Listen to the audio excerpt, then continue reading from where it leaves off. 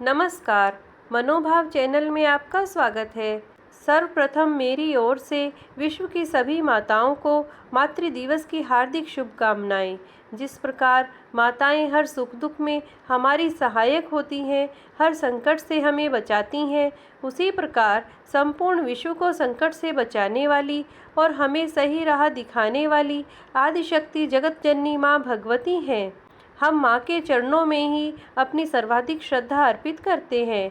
यह सर्वविदित है कि संसार के समस्त प्राणियों के लिए मातृभाव की विशेष महिमा है।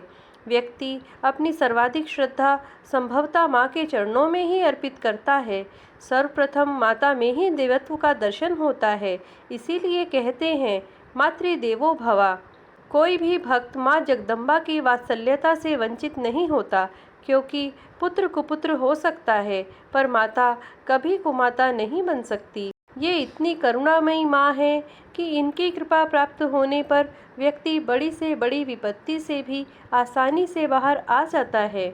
माँ आदिशक्ति जगत की पालनहार है। उन्हीं की कृपा से हमने अपनी माता के गर्भ में स्थान पाया था। इसलिए हे माँ, आप हमारी जन्मदायिनी माता की सदैव रक्षा करें।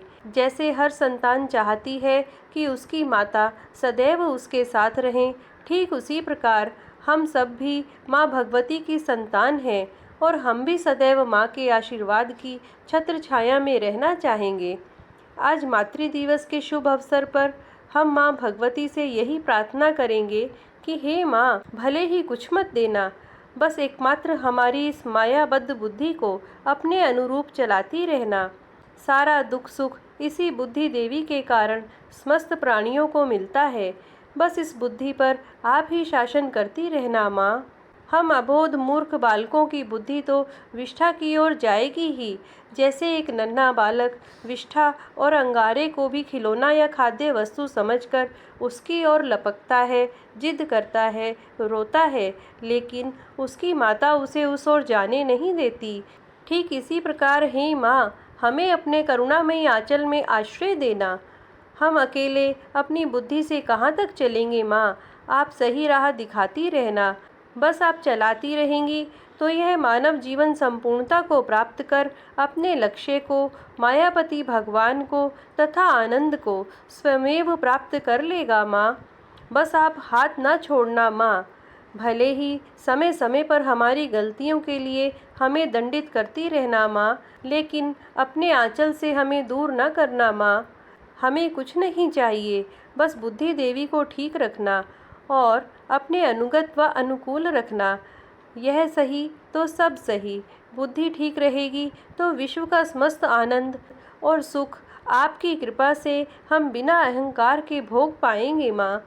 इस बुद्धि देवी को इतना दिव्यमान बना देना कि लौकिक व अलौकिक जगत के सभी रहस्य स्वयमेव खुलते जाएं और हम सही मार्ग पर चलकर भगवान की निष्काम भक्ति को प्राप्त कर सकें और आपकी नेक संतान बनकर अंत में आपके चरणों में स्थान पा सके माँ।